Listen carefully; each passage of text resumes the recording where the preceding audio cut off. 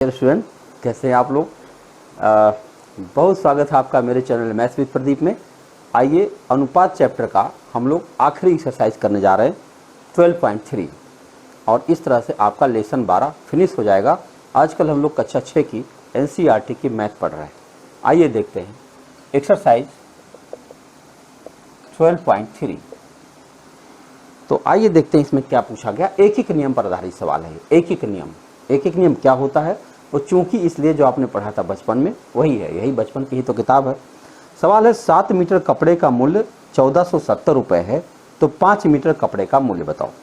आप ऐसे लिख सकते हो 7 मीटर कपड़े का मूल्य कितना दिया है 1470 रुपया। तो बताओ 1 मीटर कपड़े का मूल्य क्या हो जाएगा 1470 बटा 7। आप चाहें तो इसे काट सकते हैं और चाहे तो ना काटें, काट दें। 7 दूना 14 और 7 एकम 7, 210। 1 मीटर कपड़े का मूल्य 210 आ गया। अब पूछा गया 5 मीटर कपड़े का मूल्य बताओ। तो बताओ 5 मीटर कपड़े का मूल्य क्या हो जाएगा 5 गुणा 210 कितना हो जाएगा 21 25 105, 1050 रुपया। ये है पहला सवाल। इसी तरह से आप एक एक नियम, और ये चाहो तो अनुपात में भी व्यक्त कर सकते हो, कर सकते हो कि नहीं। देखो ऐसे 7 मीटर 1470 रुपया बराबर है 5 मीटर x रुपया। अब आप ऐसे बराबर कर सकते हो, तुरंत उत्तर आ जाएगा। क्या हो जाएगा x गुणा 7 बराबर 5 गुणा 1470। तो x बराबर हो जाएगा 5 गुणा 1470 बटा 7। आप इसको काट देंगे और गुणा करेंगे तो आ जाएगा 1050। तो देखो अभी तो हम लोग इस पर बात करेंगे एक एक नियम पर, क्योंकि चैप्टर जो है उसी पर चर्चा करते हैं, ठीक है। बाकी गणित बहुत है, पहले हम लोग अपने चैप्टर बात करेंगे एक एक नियम पर आधारित।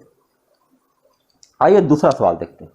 एकता 10 दिन में 3000 रुपये अर्जित करती है। बताओ कितने दिन में 10 दिन में 10 दिन में कितना अर्जित किया 3000 रुपया अर्जित किया।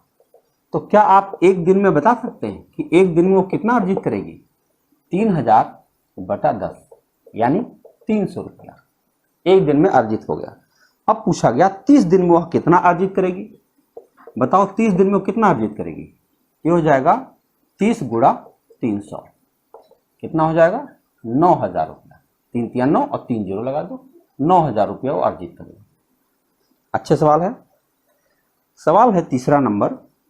यदि पिछले 3 दिनों में 276 मिलीमीटर वर्षा हुई, 3 दिन में कितना वर्षा हुई 276 मिलीमीटर वर्षा हुई, तो बता सकते हो आप एक दिन में कितना वर्षा होगी 276 बटा 3 मिलीमीटर।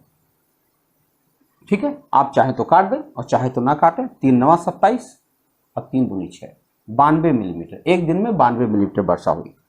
तो कह रहे तो एक सप्ताह यानी 7 दिन में कितना सेंटीमीटर वर्षा होगी। बताओ 7 दिन में कितना सेंटीमीटर। तो ये मिलीमीटर हम लोग सेंटीमीटर बाद में बना लेंगे। जरा बताओ 7 दिन में कितनी वर्षा होगी। तो 7 गुणा 92 यानी 7 दूनी 14, 1 7 ना 63, 1 64 इतना मिलीमीटर वर्षा होगा। और इसको जब आप सेंटीमीटर में बदलोगे तो 10 से भाग देना पड़ेगा। अब उत्तर हो जाएगा 64.4 सेंटीमीटर। ये रहा आपका उत्तर। अब इसके साथ 0 भी लगा दिया जाता है, सभ्यता है। गणित पढ़ने की भी एक सभ्यता होती है। तो आपने 3 सवालों को देखा, एक एक नियम चल रहा है। एक एक नियम पर आधारित बहुत सवाल बनाए गए हैं और आप कंपटीशन में देखेंगे तो आपको दिखाई ही पड़ेगा, ढेर सारे हैं। चौथा सवाल थोड़ा सा बड़ा दिख रहा है। लिखा है कि 5 किलोग्राम गेहूं का मूल्य 91 रुपया 50 पैसा है। 5 केजी गेहूं का मूल्य दिया गया है 91 रुपया 50 पैसा। तो बताना, ये जानकारी दिया है। तो अब इसमें से ए पूछा गया क्या 8 किलोग्राम गेहूं का मूल्य क्या होगा। भाई 8 किलोग्राम गेहूं मूल्य पता करने के लिए आप पहले 1 केजी का मूल्य निकालेंगे। तो क्या हो जाएगा 91.50 बटा 5, 5 से काट देंगे, 5 एकम 5, 5 8 40 और 5 3 15। ये 1 केजी गेहूं का मूल्य 18 रुपया 30 पैसा आ गया। तो अब आपका पहला क्वेश्चन था कि 8 किलोग्राम गेहूं का मूल्य बताओ। बताओ बता सकते हो। 1 किलोग्राम गेहूं का मूल्य पता है, 8 केजी गेहूं का मूल्य पता चल जाएगा। 8 गुणा 18.30, 0 8 या 24 2 18 144 146 रुपया 40 पैसा। ये हो गया 8 किलोग्राम गेहूं का मूल्य। बी पूछा गया है कि 183 रुपए में कितना गेहूं खरीदा जा सकता है। 183 रुपए में, तो आप इसको उल्टा कहना शुरू कर दो। कैसे? 18.3 रुपया में 1 केजी गेहूं मिलता है, तो 1 रुपया में कितना गेहूं मिलेगा? 1/18.3 केजी। तो बताओ 183 रुपए में कितना गेहूं मिलेगा? 1/18.3 गुणा 183। अगर हम ये जीरो यहां बढ़ा दें तो दशमलव हटेगा। अब इससे देखो 10 बार में कट गया, आपका उत्तर आ जाएगा 10 केजी गेहूं प्राप्त किया जा सकता है। तो यह आपका चौथा सवाल था। देख रहे? आइए देखते हैं पांचवा क्वेश्चन। पांचवा में लिखा है कि पिछले 30 दिनों में तापमान 15 डिग्री सेल्सियस गिरता है। बताओ 30 दिन में कितना टेम्परेचर गिर रहा है? 15 डिग्री सेंटीग्रेड तापमान गिर जाता है। तो यदि तापमान की गिरावट इसी गति से जारी रहे तो अगले 10 दिनों में तापमान कितने डिग्री गिरेगा? तो बताओ 30 दिन में अगर 15 डिग्री गिरा तो एक दिन में कितना गिरा? 15/30 यानी 1/2, इसका मतलब 0.5 सेंटीग्रेड ना, 0.5 सेंटीग्रेड एक दिन में गिरता है। तो इनका सवाल था कि अगले 10 दिन में कितना गिरेगा? तो 10 गुणा 0.5 बराबर 5 सेंटीग्रेड। आप कह सकते हो कि अगले 10 दिनों में 5 सेंटीग्रेड तापमान गिर जाएगा। यह था पांचवा सवाल। छठवां देखो, शाइना 3 महीने का किराया 15,000 रुपए देती है। बताओ 3 माह का किराया कितना है? 15,000 रुपया देती है। तो क्या आप इससे 1 माह का किराया निकाल सकते हैं? 15,000 में 3 से भाग देंगे, आ जाएगा 5,000 रुपया, यानी 1 माह का किराया उसका 5,000 रुपया आ गया। तो उसे पूरे वर्ष का किराया कितना देना होगा यदि वर्ष भर किराया समान है? आपको पता है एक वर्ष में 12 माह होता है। तो बताओ 12 माह का किराया कितना हो जाएगा? 12 पचे 60,000 रुपया। इतना रुपया 12 माह का किराया हो जाएगा। ये आपका छठा सवाल था। और सातवां देखते हैं। 4 दर्जन केले का मूल्य 180 रुपया है। बताओ 4 दर्जन केले का मूल्य क्या है? 180 रुपया है। तो क्या आप 1 दर्जन केले का मूल्य बता सकते हैं? 180/4 भाग दे देंगे, 45 रुपया। 1 दर्जन केले का मूल्य मिल गया आपका 45 रुपया। अब सवाल है कि 90 दिन में 90 रुपया में कितने केले खरीदे जा सकते हैं? बताओ 90 रुपया में।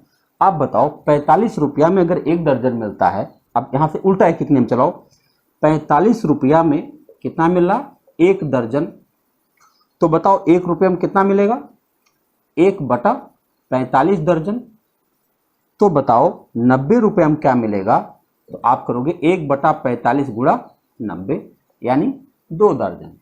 तो आप कह देंगे 90 रुपया में 2 दर्जन केले मिलते हैं। अब क्लास 6 है तो ऐसे ही तो छोटे सवाल बनेंगे, बनेंगे नहीं बनेंगे? मजेदार है? क्लियर हो रहा? आप लोग कमेंट नहीं करते हैं, जानते हो? आप पूरे यूट्यूब पर ऑनलाइन का पूरा बिजनेस आप जब देखोगे तो यह पाओगे कि जिस ईमानदारी के साथ हमने मैथमेटिक्स पर काम किया है, हमारे सारे एक्सरसाइज देखने के बाद आपको पता चलेगा। और उस हिसाब से आप लोगों का जो कार्य व्यवहार था उतना बेहतरीन नहीं था। लोग मतलब देखते हैं तो लाइक तक नहीं करते। हमने कहा था कि मान लो ना पसंद आए तो अनलाइक ही कर दो, बुरा लगे तो कुछ गलत ही कमेंट कर दो, लेकिन पढ़ो तो यार, कम से कम पता तो चले, हमको भी तो दिखे कि आप पढ़ रहे हो। पता ही नहीं चल पाता, ये बड़ा थोड़ा सा अच्छा नहीं लगता है, समझे आप? ये बहुत ज़रूरी है कि अगर फ्री में यही चीज़ जब हम कीमत लगाएंगे सब चीज़ों की, तो पैसे से खरीद कर देखोगे तो अच्छा लगेगा। मैं अभी फ्री कर रहा हूँ, तो अभी आप नहीं देख रहे हो। यही है संसार का नियम है, देख लो आप, चारों तरफ यही हो रहा है ना। तो कोशिश करिए, मज़ा आएगा। अगला क्वेश्चन 8वां लिखा हुआ है कि 72 पुस्तकों का भार 9 किलोग्राम है। बताओ 72 पुस्तकों का भार दिया हुआ है, कितना दिया है? 9 किलोग्राम।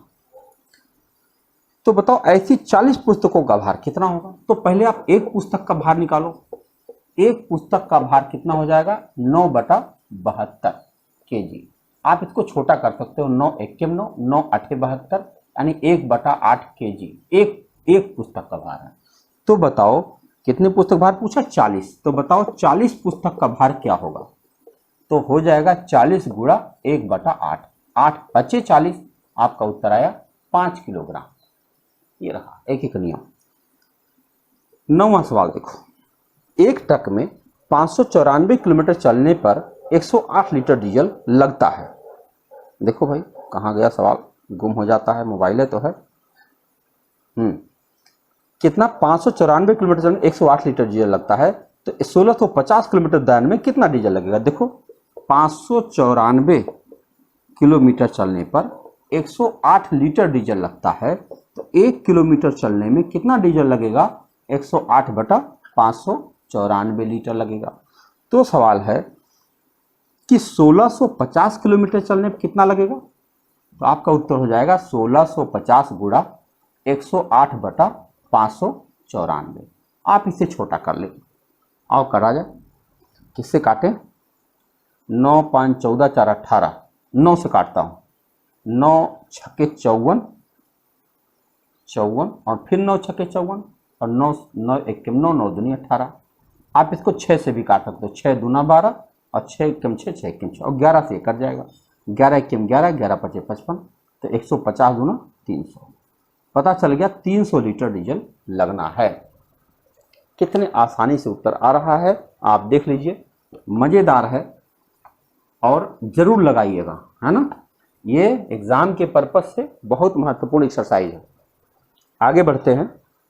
10वां सवाल लिखा हुआ है कि राजू ने 150 रुपये में 10 पेन खरीदा और मनीष ने 84 रुपये में 7 पेन खरीदा। ज्ञात कीजिए किसने पेन सस्ते खरीदे। अब ये देखो रेशियो है, बताओ 150 रुपये में 10 पेन खरीदा, बोलो 10 पेन खरीदा है कितने में? 150 रुपया में। एक पेन इसने कितने में खरीदा होगा? 150/10 यानी 15 रुपये में। ये कौन है? ये राजू साहब है, राजू साहब है। और दूसरे साहब कौन है? 7 रुपया यानी 84 रुपया में 7 पेन खरीदा। बताओ 7 पेन खरीदा 84 रुपये में, तो एक पेन कितने में खरीदा? 84/7, काटो 12 सत्ते 84 ना। बताओ इसने 15 रुपये में खरीदा राजू ने, और दूसरा क्या नाम था उसका? मनीष। ये साहब मनीष है। तो कह रहे कौन सस्ता खरीदा? अरे मनीष ने खरीदा। मनीष देखो 12 रुपये में पेन पा गया, ये साहब 15 रुपये में पेन पाए। कितना बच्चों वाले सवाल है ना। अब है 11 नंबर सवाल। अनीश ने 6 ओवर में 42 रन बनाया, तो अनूप ने 7 ओवर में 63 रन बनाया। एक ओवर में किसने अधिक रन बनाया? बताओ 6 ओवर में 42 रन बनाया। एक ओवर में कितना बनाया? एक ओवर में बनाया 42/6 यानी 7 रन। ये कौन साहब है? इनका नाम है अनीश साहब। और दूसरे साहब हैं अनूप ने क्या किया? 7 ओवर में 63 रन बनाया। तो बताओ एक ओवर में कितना बनाया? भाग दे दो, 63/7, 7 9 63, 9 रन बनाया। इनका नाम है अनूप। अब सवाल था किसने एक ओवर में अधिक रन बनाया? तो आप बताओगे अनूप ने अधिक रन बनाया, क्योंकि अनूप ने 9 रन बनाया। तो ये आपने देख लिया, एक्सरसाइज खत्म हुई।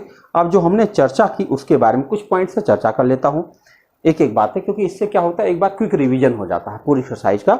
मैं बोल रहा हूँ एक जैसी राशियों की तुलना करने में के लिए हम साधारणतः राशियों के अंतर द्वारा तुलना विधि करते हैं। तुलना करके अंतर करके हम तुलना कर लेते हैं कौन बड़ा है कौन छोटा है।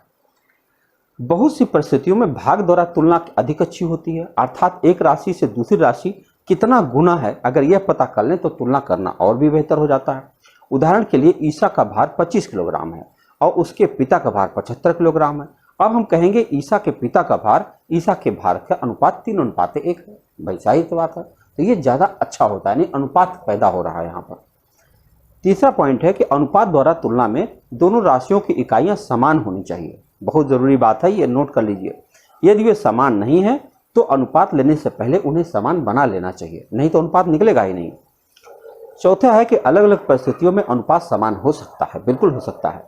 पांचवी स्थिति है कि अनुपात 3:2 और 2:3 एक दूसरे भिन्न है। इस प्रकार जिस क्रम में राशियां ली गई है वह महत्वपूर्ण है। छठा पॉइंट है कि एक अनुपात को भिन्न भी माना जा सकता है, अर्थात 10:3 बराबर 10/3 भी होता है। बहुत सही बात है।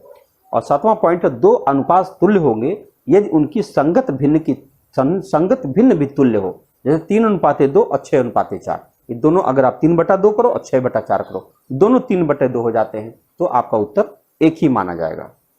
आठवां पॉइंट है कि एक अनुपात को न्यूनतम रूप में बदला जा सकता है। उदाहरण के लिए अनुपात 50:15 को हम 50/15 लिख सकते हैं, और न्यूनतम रूप में इसे हम 10/3 भी कह सकते हैं। इस प्रकार न्यूनतम रूप में 50:15 जो है उसे 10:3 भी कहा जा सकता है। तो हम लोग पढ़ चुके हैं।